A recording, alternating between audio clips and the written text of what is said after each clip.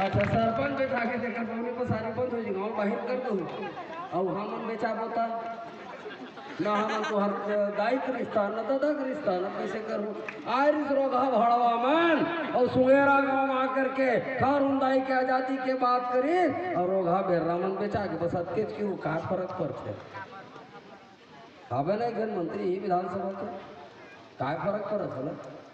फर्क पर ही का जब वोट के चोट दो तब जाके फर्क पड़ी वो पंच बनने के लायक होता है ऐसे हमला करना है तब जाकर के हम मेरा गाँव आजाद हो चलो तैयार हो जाओ दोनों हाथ लमठा बांध के मैं बहुत ज़्यादा नहीं बोला खबर की बोलना नहीं है अब करे के दे रहा है जीप ला लमा लमा के छत्तीसगढ़ी में भाषण तो बहुत जन देते हैं वो आते सांसद घलो है दई महितारी मन कथे ऐसे छत्तीसगढ़ी के धनियल बोलते महितारी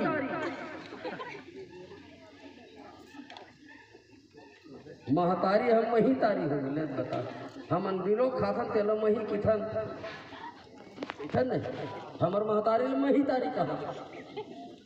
तो थोड़ा सावचेत रहे लगी अभी सावचेत रहे चोरा चोराक लग गई ते कपाट में खोल के सूत में तो चोराक दोष है कि तोड़ दोष है भाई।